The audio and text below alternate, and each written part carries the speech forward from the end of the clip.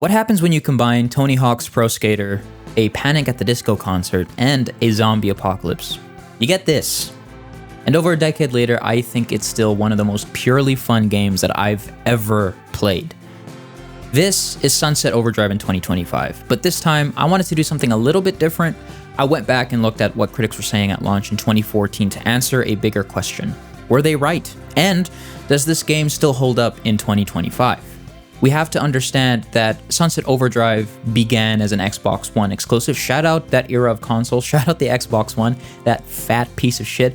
It was my fat piece of shit though. I had an Xbox One and I genuinely enjoyed playing it, especially when Sunset Overdrive was one of the exclusive games for the console. The game was developed by Insomniac Games, who, as we know now, has gone on to make Spider-Man, Spider-Man Miles Morales, Spider-Man 2, Ratchet and Clank, a bunch of fantastic games. Insomniac is a prolific studio with an incredible repertoire of video games at their hand. Understanding Sunset Overdrive in 2025, we also kind of need to remember what 2014 was like to understand exactly what the critics were saying and why they were saying those things. To provide some context, 2014 was the year of serious, gritty, narrative-heavy epics, games like Dragon Age Inquisition, Shadow of Mordor, Wolfenstein: The New Order. The vibe was very dark.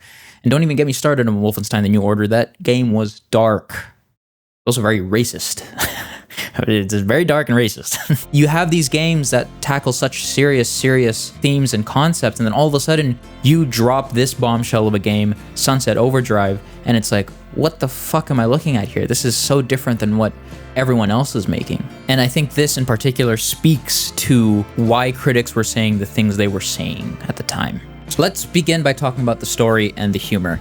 This is arguably the most divisive part of the game, and even back in 2014, this was extremely divisive, with many critics and people saying the game was either genuinely funny or obnoxiously bad, so thoughts were really basically split down the middle there. And again, going back to the context of 2014, which is very crucial here, the biggest games of the year were story-driven epics, right? And then all of a sudden you drop a punk rock bombshell that breaks the fourth wall constantly. You're gonna get some divisiveness, some very strong reactions from people, and that also helps explain why the humor probably didn't land as well with many of the critics, who were most likely in a completely different headspace, thinking about, this isn't my Wolfenstein: The New Order, this isn't my Dragon Age Inquisition. I think that if this game was released in the past 3 years, I think its humor would have been more widely praised. This is in the context of Deadpool being one of the biggest franchises in the world at the moment, especially with Deadpool and Wolverine being one of the most watched, highest grossing Marvel films of all time. Sunset Overdrive is very Deadpool coded. The game breaks the fourth wall constantly. There are so many different weird sort of sexual innuendos towards weapons and stuff. And then of course there's also a bunch of weapon humor, which there's one weapon in Sunset Overdrive called the TN Teddy, which is just a launcher that launches explosive teddy bears at enemies. Moving back to the plot and the characters, the premise is simple, right? You have an energy drink that is widely consumed and it goes bad. People who consume the energy drink turn into mutants, and now you get a city full of mutants. Back in 2014, the consensus was that the story was very shallow and it was thin, basically just as an excuse for the gameplay. And in 2025, I don't think that's a bad thing. The gameplay is Sunset Overdrive's biggest strength. A lot of the critics called the different factions and the different side characters, those different supporting characters, tired and unmemorable cliches. Understanding that the game is just kind of there for shits and giggles and is just to be purely based around fun, the supporting characters being tired and unmemorable is fine. Does that give the game a free pass? No, of course not. If an aspect of the game is poor, it's poor. But that being said, if the focus of the game is just having fun, then it did its job, and it did its job extremely well, to the point where the gameplay was able to carry the game's scores across the board to 8 out of 10, 7 out of 10s, relatively high scores, not mid by any stretch of the imagination. And of course, we also have to talk about the player. The game makes you, the protagonist, a central part of the joke. Again, going back to the concept of this game being very Deadpool coded, your character constantly breaks the fourth wall. Every time you respawn, you hit the screen and the screen zooms back out to a normal FOV. And there are moments in the story, the main story, where your character looks directly at the camera and says some, fourth wall breaking stuff, which again, I can't say enough, very Deadpool coded. This is a good segue into the humor, as this was probably the biggest point of contention back in 2014. Reviewers used words like try hard, forced irreverence, and cringe meta jokes. I was kind of braced for the worst, and going back to the idea that this is very Deadpool coded, again, I think in 2025, 2024, 2023, if this game was released in this general time frame, I think the humor would have sat better with critics and players across the board. Of course, there's nuance. There are still going to be people who dislike the humor, and I do think that there are points in the game where the humor does try a bit too hard to insert itself, but it's by no means bad. It's by no means extremely cringe. It's just the nature of that kind of humor. A key criticism at the time about the game was that the game makes fun of fetch quests, all while sending you on numerous fetch quests. I personally think that this fits right in with the humor of the game. As far as mission design and game design is concerned, I don't think it's great. But again, as far as the humor and the philosophy around surrounding the game is concerned, which is like focusing on fun gameplay and that kind of fourth wall breaking humor, I think it's a clever wink to the player more than anything else. Is it still kind of bad game design? I think so, but it fits right in with the humor. But of course, as I've been saying, the story isn't why this game is here. We are here for the gameplay, the kinetic heart of the game.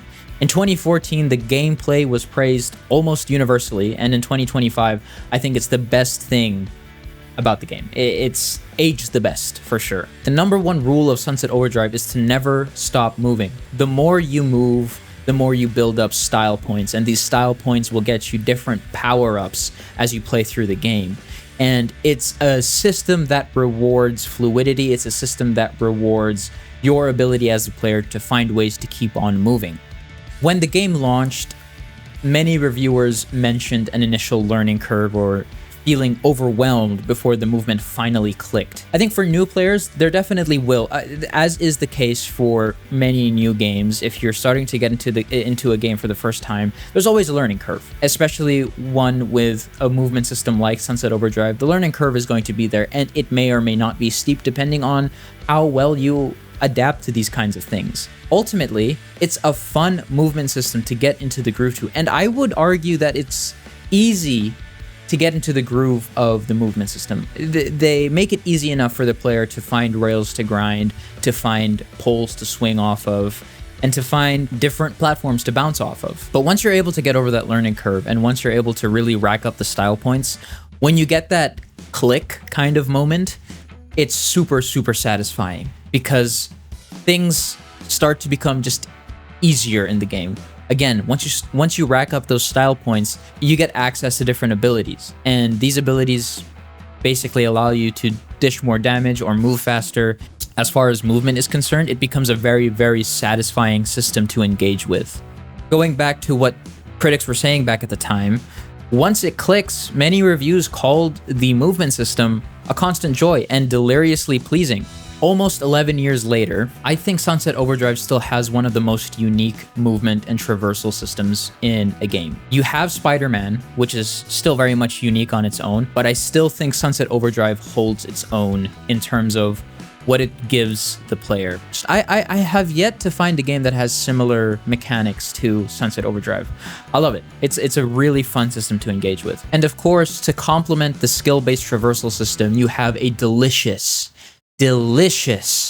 arsenal of weapons at your disposal. When you're grinding on those telephone wires, when you're swinging from pole to pole, you have some of the most absurd weapons at your disposal that you can use. Back in 2014, many reviews praised Sunset Overdrive for its weapons. They felt Sunset Overdrive's weapons had a real quote-unquote Frankensteinian ingenuity. Again, as I've mentioned before, you have guns like the TN Teddy, which launches teddy bears that explode on impact. You have High Fidelity, which is just a gun that launches vinyl records at monsters. These weapons, though, aren't just goofy, they're essential to controlling the chaos that's on screen. The high fidelity is meant to take on hordes of enemies.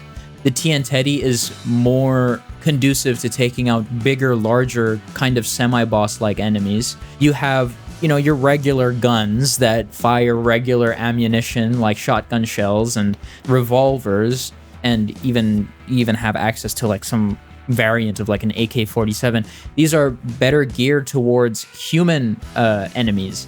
You also have energy-based weapons that are more geared towards robotic enemies. There's another system in the game that allows you to create different sort of passive abilities that you can activate as you accrue style points and as you build up the style meter. You can mix and match these different passive skills and passive abilities to where it just becomes an absolute joy traversing Sunset Overdrive and blowing shit up, because the style meter, or the different passive abilities that you can combine with your style meter, these can help make traversal more swift. These can help make combat more impactful, more punchy. And it's this variety, this quote-unquote experimentation that critics at the time loved back then, and it's something that I still love about the game now. Just to really quickly shout out, I want to shout out the 8-player co-op mode in Sunset Overdrive. I never got the chance to play this mode back when it released, nor these days. Chaos Squad is the name of the 8-player co-op mode, but back then critics praised it. I can only imagine why they praised it. Again, the kind of chaos that happens on screen, when that's combined with playing with friends, I can only imagine how fun that kind of shit would be. And it's just another example of how sort of feature complete this game was from the get-go, which is something you can't really say too much about games these days. Games these days have live service roadmaps more often than not, which isn't necessarily a bad thing. It keeps the player coming back for more. But if we're talking about having a game that's feature complete from the outset, these games are few and far between these days. Moving on from the gameplay, if there is one thing that has not aged a day, it is the game's presentation, the game's art style, the game's art direction. Critics in 2014 were trying to describe it, calling it everything from Pixar-like to the Easter Bunny on acid, which is kind of a crazy thing to imagine. But it tells you still that the game is unique, and going back in time to 2014, it tells you how unique the game still was back then, and the game, frankly, still today is very much unique and stands on its own. The game leans heavily into that punk rock aesthetic, right? It leans hard into that punk rock rendition of the apocalypse. The game is quote unquote fiercely bright and alive, and that world is a huge reason the game doesn't feel graphically dated. The games that hold up today that were made like a decade ago, those games have an extremely solid art direction and art style. You have games like BioShock Infinite, you have games like Sunset Overdrive, you have games like Borderlands 1 and 2. These types of games have a very distinct art style that allows their visuals to stand the test of time. Sunset Overdrive does this to a really high degree. The art style, though, is not just for looks, it also serves the gameplay. The vibrant, saturated colors help make enemies and traversal paths pop, so it's not as though you're trying to clamor for different ways to traverse through the city. You know where to go, because the game makes it visually distinct in a way that's like, oh, okay, look at this. We have this bright trampoline that we can jump on. Clearly we can jump on it. And then also there are different like sparkly sort of visual effects that they add onto things to denote that you can actually grind on these things. And so when the battlefield is full of enemies and OD as they're called, you can still find a way to traverse. You can still find a way to get those style points up. You can find a way to get that style meter going. And when it's pure chaos, you can still find the time to be absolutely grinding it out on whatever rails you can find. So after all these years, diving back into Sunset City, what's the verdict? But before getting to that final verdict, I think it's worth asking why we're still talking about this game. Sunset Overdrive's design philosophy feels more relevant than ever. Back then, it felt like a rebellious act against the games that were highly praised at the time, you know, those gritty, serious AAA games. And today, that rebellious spirit is thankfully still alive in some of the most successful games out there. You look at a colossal content-rich game like Baldur's Gate 3 that respected players' time and money and became a phenomenon. You see how a game like Claire Obscure Expedition 33, which dared to be different, was met with universal praise and became another massive hit. You see games like Space Marine 2 adopting a player-first live service model with free content updates. These games prove that the core idea of Sunset Overdrive, a complete, unapologetically fun, player-focused experience, is what audiences are craving. So, were the critics right in 2014? They were absolutely spot on about the gameplay. It's a masterpiece that's still top tier. But on the story and humor, I think the serious landscape of 2014, they might have been missing the point. But what do you guys think? For those who played it back then, do you agree with the old reviews? And for newcomers, does this look like your kind of chaos? Let me know down in the comments below. And of course, if you like the video, like the video. If you want to see more stuff like this, subscribe. And I'll catch you guys in the next one. See ya.